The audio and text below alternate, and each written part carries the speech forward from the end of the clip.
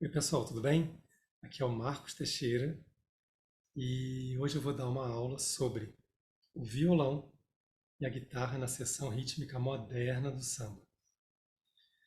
Quando a gente fala de guitarra no samba, a gente já está falando numa concepção um pouco diferente da concepção original, da concepção do samba de raiz, do samba do morro, né, que tem a instrumentação básica de instrumentos de percussão, cavaco, violão de 6 cordas, violão de 7 cordas. O que eu vou explorar um pouquinho nessa aula, a forma como eu vou colocar o conhecimento que eu adquiri através desses anos, tocando em várias cozinhas, várias sessões rítmicas de vários artistas da música brasileira. Essa concepção já é um pouco diferente. Já é uma forma de instrumentação diferente, uma forma de harmonia diferente, uma forma de pensar em divisão de swing entre os instrumentos de uma forma diferente, com outras influências, várias influências, mas principalmente, no meu caso, com a influência do jazz, da guitarra do jazz, do comping do jazz, né? Isso realmente me influenciou e me influencia muito. E eu considero a seção rítmica do samba, vamos falar só do samba aqui, né, nessa aula, a seção rítmica do samba moderno como uma forma de improvisação coletiva.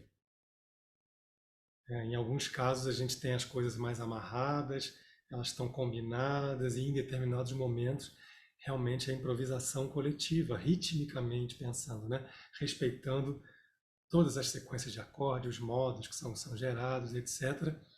Mas ritmicamente viva, ritmicamente interessante, que tenha uma conversa entre instrumento e outro, que tenha divisão de swing, principalmente entre os instrumentos de harmonia. Isso é uma coisa que eu vou falar especificamente a respeito disso nessa aula. Bom, eu quero dizer o seguinte, seria a concepção que eu desenvolvi, é a minha ideia, as influências que eu tive, né? Como eu digeri tudo isso e como eu passo isso, né, através da minha música. Outros músicos que tiveram outras influências, ou até de repente até as mesmas influências, chegaram em conclusões diferentes a respeito de sessões rítmicas e divisão de swing. O que eu vou colocar aqui hoje é a minha visão, ok? A forma como eu penso em relação à sessão rítmica e divisão de swing. Bom, vamos lá. Eu penso de uma forma muito simples, levando em consideração, por exemplo, a famosa batida de violão do João Gilberto. Vamos ter isso aí como um ponto de partida para explicar a forma como eu penso em relação aos outros instrumentos. O que é a batida do João Gilberto? Ela não é nada mais do que uma síntese de divisões rítmicas dos instrumentos de percussão do samba. A parte aguda do acorde é o tamborim e a parte grave é o surdo, né? A batida da bossa nova básica, né, seria essa daqui, por exemplo.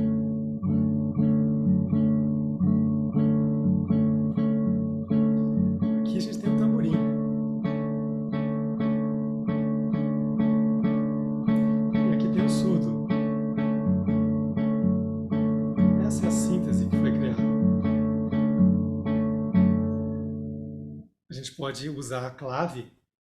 Clave é a divisão rítmica que define um ritmo.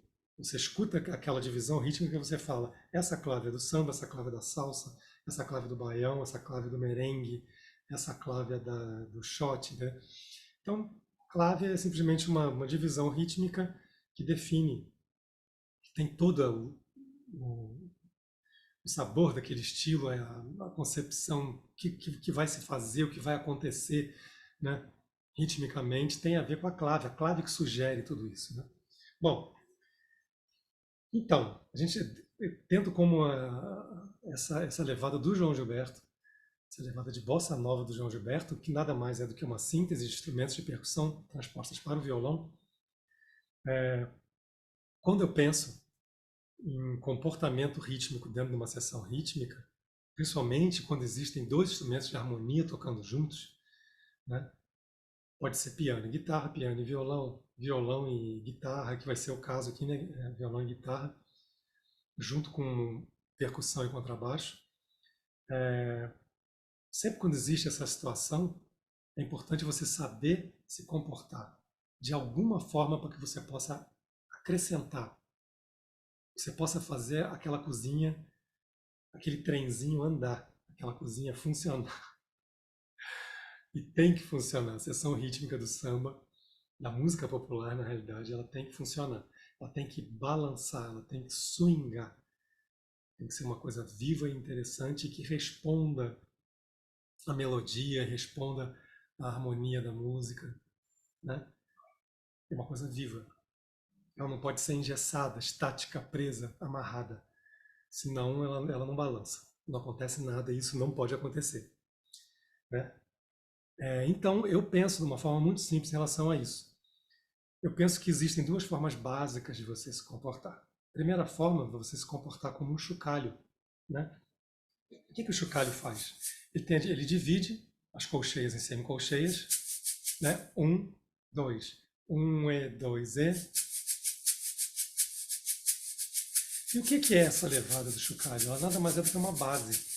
É a base da música latina toda, né? Isso aqui está em toda a música latino-americana, né? Está aqui. Isso é uma base. E em cima disso vão entrar outros elementos rítmicos, outros instrumentos, e principalmente, aqui no caso, o tamborim ele faz a clave do samba, ele faz a batida do samba, né? A divisão rítmica que sugere o samba. Como, por exemplo, um, e, dois, e.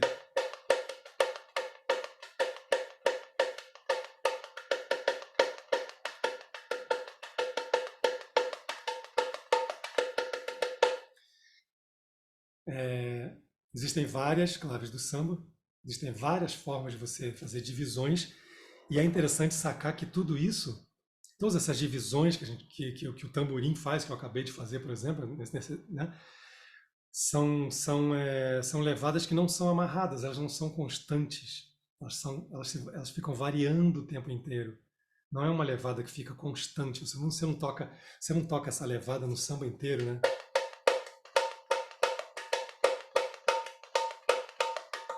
Sempre tem variações idiomáticas, né, ritmicamente falando, né, o tempo inteiro. E isso, na realidade, é o que faz o samba talvez ser o ritmo mais difícil de tocar, de todos os ritmos que existem no mundo. O samba talvez seja o ritmo mais difícil de tocar porque ele não é constante. Ele tem essas variações, essas respirações, essas respostas, essa brincadeira de responder, né, o que está acontecendo com a melodia da música e com a parte da música. A parte A está acabando, ela prepara para ir para a parte B e continua. Tudo isso tem variações rítmicas que acontecem e que faz essa levada ser inconstante, né? Ela é inconstante, ela não é reta, amarrada, ela não tem uma clave definida que vai do começo até o final. E o que a gente faz quando a gente vai para o nosso instrumento, para a guitarra e para o violão? Você tenta transpor isso de alguma forma. A divisão do chocalho no violão e as divisões, né, do tamborim no violão e na guitarra. O chocalho, basicamente, como é a divisão é a semicolcheia, a divisão das colcheias, então você divide dessa forma. Seria um, e, dois, e.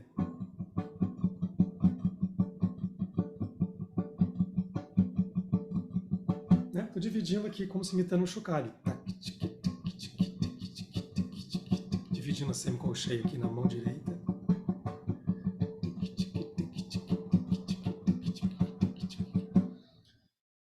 Soa dessa forma.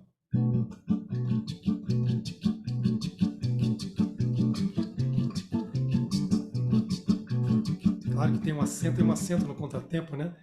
É acentuado isso. Contratempo está muito forte aqui, né?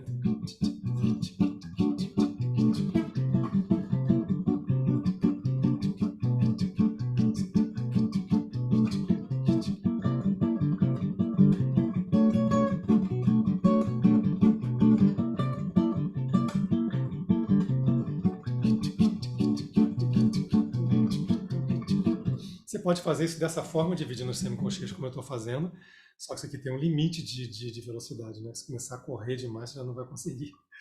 E tem essa outra forma, que se usa também, é voltando a unha assim, né? Dessa forma.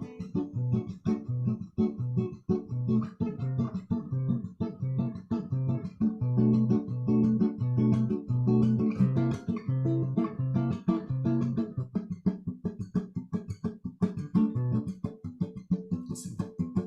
Isso aqui já vai bem mais rápido, né?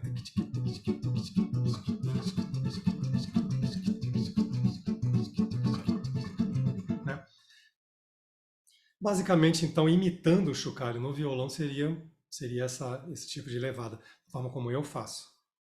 É importante sacar que isso é feito com a mão direita um pouquinho de lado, assim mesmo, ele é tocado assim. A gente não toca da mesma forma que a gente tira essa sonoridade, é com a mão em pé, né? Tem esse som mais cheio do violão, assim, a gente não consegue com a mão assim fazer esse tipo de efeito. Assim a mão é um pouquinho virada mesmo assim, porque ela precisa roçar na corda, que é assim, né?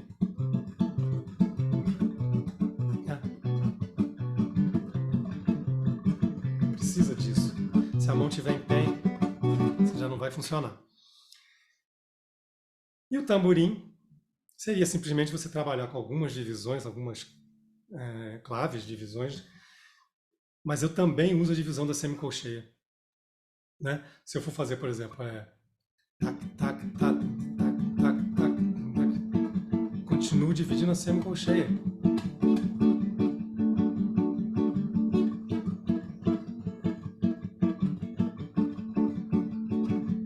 Se você fizer só, não tem o mesmo efeito.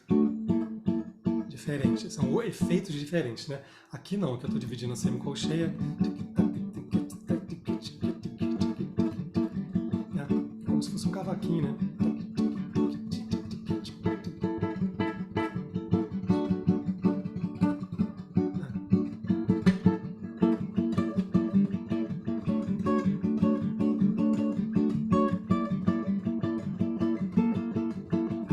Basicamente seria isso. Eu gravei um exemplo que eu vou mostrar para vocês agora, com esses dois instrumentos tocando junto, guitarra e violão, e junto com percussão e contrabaixo, para vocês sacarem como é que funciona isso e o efeito que dá, que é muito legal. Dá uma sacada aí.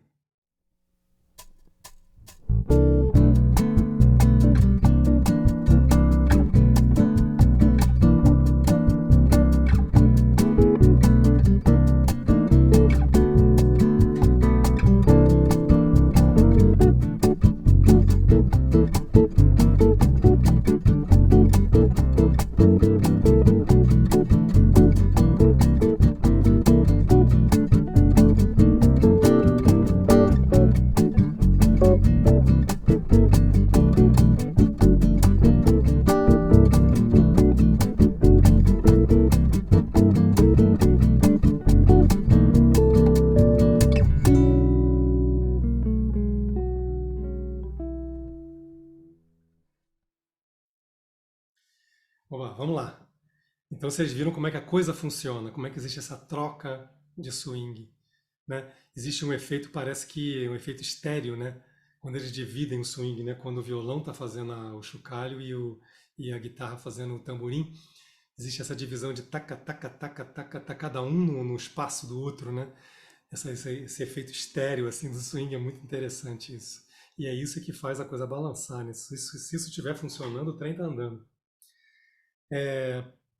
É óbvio que tudo isso com variações o tempo inteiro, nada amarrado, nada constante demais, né? Existem respirações, existem variações, isso é muito importante você sacar, que não é uma coisa engessada, um desenho rítmico que se repete infinitamente, não é. Você tem que variar, você tem que enfeitar de outras formas e depois você volta daquela forma que você estava se comportando.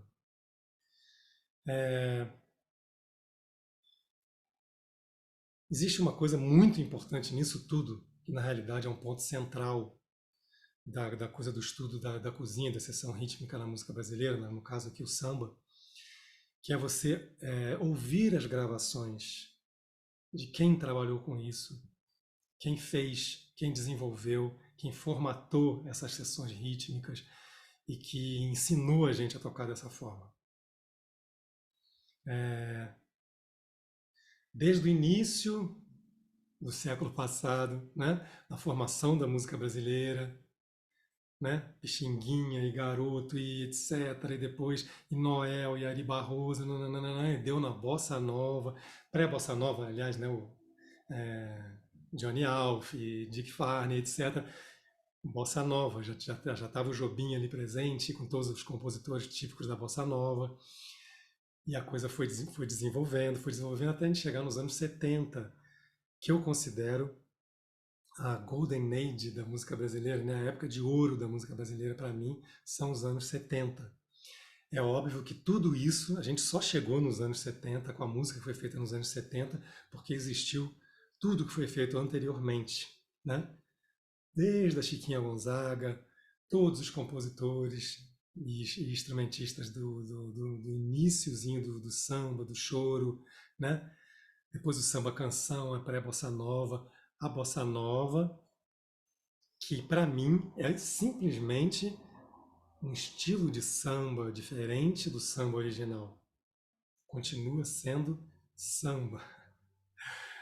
Instrumentação diferente, harmonia diferente, melodia diferente, temática de letras completamente diferentes, mas é samba, da mesma forma, eu considero isso.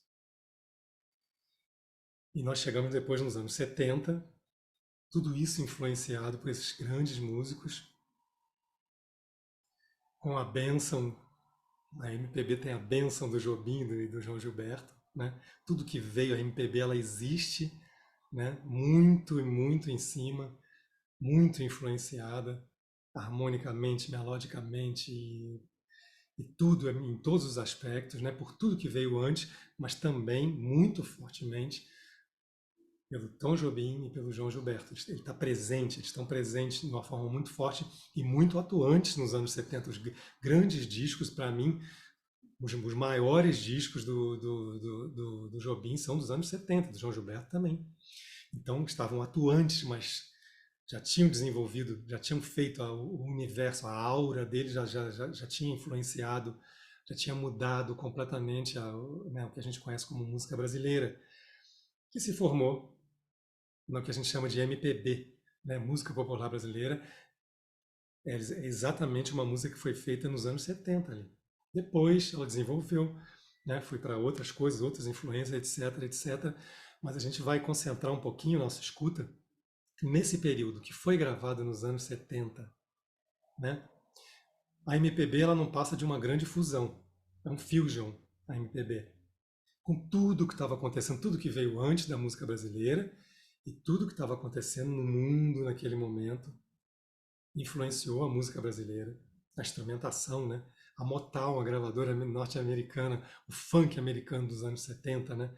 Tudo isso influenciou a instrumentação, a forma de tocar, toda a concepção de mixagem, de comportamento, né?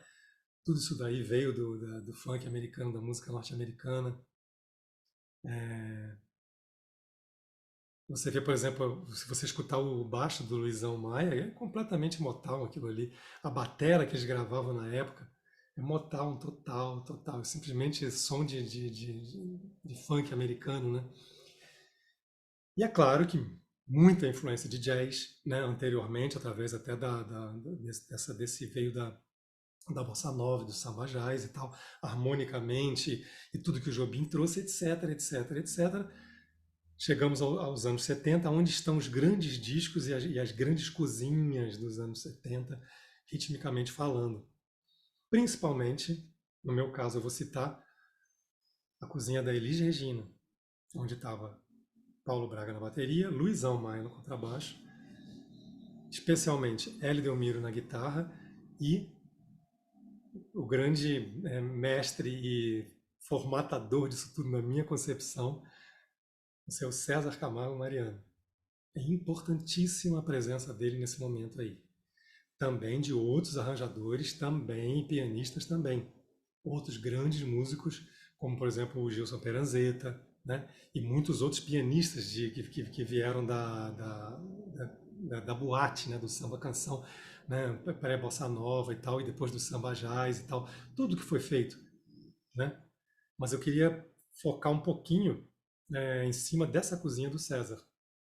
A forma como ele pensa, a divisão de swing dele me influenciou muito, né? Imagino que também influenciou muitos músicos, né, que vieram depois deles, né? E a forma como eu penso, como eu me comporto na sessão rítmica, tem muito a ver. Escutei muito, imitei muito, copiei muito a forma como tudo que foi feito nessa sessão rítmica e a forma, né, imagino que de alguma forma eu possa estar levando isso no meu instrumento, no violão e na guitarra, levando um pouquinho mais para frente, contribuindo com algumas outras influências que talvez não tivessem exatamente da forma que eu toco naquele momento, né? Eu tenho muita influência aqui no Brasil, tenho muita influência do Hélio Delmiro e do Toninho Horta, muita influência deles dois, muita influência do César nessa coisa da cozinha e toda essa concepção de distribuição de swing, e também muita influência de todos os trabalhos que eu fiz e as sessões rítmicas que eu toquei, né? Durante todos esses anos que eu venho acompanhando grandes artistas da música brasileira. Eu toquei muitos anos com a Gal Costa, toquei quase 10 anos com a Gal, né? A cozinha maravilhosa com Cristóvão Bastos no piano, né? Quando eu entrei. E também toquei com a Leni Andrade, tive a oportunidade de tocar em formações maravilhosas com a Leni, né? Muitos artistas, toquei com o Emílio Santiago também, que cantava sambas maravilhosos, sempre cantou um cantor de samba maravilhoso, Zé Luiz Maziotti, Rosa Passos é importantíssima na minha vida, sessão rítmica da Rosa, mais aérea, mais, mais improvisação coletiva do que as sessões anteriores, que eram um pouco mais amarradinhas e grudadas, né? Então, assim, cada influência que você tem, você vai abrindo a sua cabeça, você vai incorporando elementos novos que depois você vai passar para frente isso, né? E é, já indo para o final da nossa aula, eu fiz uma gravação de Água de Bebê, uma base sem a melodia de Água de Bebê, né, do Tom Jobim e do Vinícius. Eu gravei percussão no violão, da forma como eu gravo, eu viro o violão e batuco no violão com a vassourinha e faço como se fosse um carrom, né, com violão, baixo elétrico, violão e guitarra. É importante vocês destacarem que eu uso esses elementos o tempo inteiro de divisão de swing, mas tudo de uma forma livre, como se eu estivesse improvisando o tempo inteiro, livre, tentando criar coisas interessantes, né?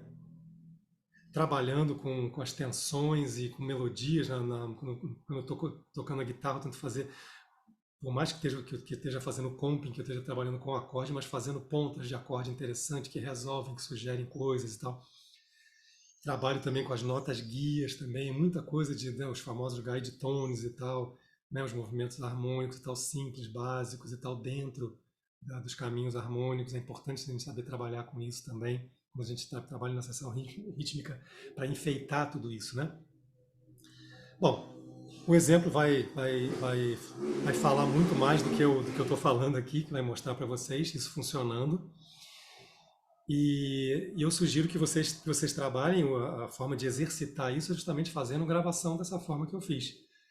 Grava uma percussão, se você tocar contrabaixo, grave um contrabaixo, escolhe uma música, uma harmonia simples que você possa trabalhar ali em cima e gravar violão e guitarra juntos. Trabalhar com essa coisa, pensar em divisão de swing e cada um no seu lugar, sem ficar brigando e sem tocar a mesma coisa também. Eles não podem tocar a mesma coisa o tempo inteiro, né? Se um está no lugar do outro, não tem divisão de swing, não tem balanço nenhum. Então, cada um no seu lugar, o trenzinho andando, balançando, swingando, que é assim que deve ser a sessão rítmica da música brasileira e do samba. Então é isso, queria agradecer a todos. Escutem a gravação do Água de Bebê, curtam a gravação e se deixem influenciar por essas grandes cozinhas que eu falei e outras também, que com certeza existem também, que se eu fosse falar aqui ia ser um tempo muito grande. Então, vamos ouvir esse pessoal que formatou tudo isso e vamos deixar todas as influências pintarem quando a gente está tocando e exercitar isso através de gravação, para que isso seja uma coisa natural para cada um de vocês, tá bom? Então é isso, gente. Muito obrigado. Até já, até a próxima.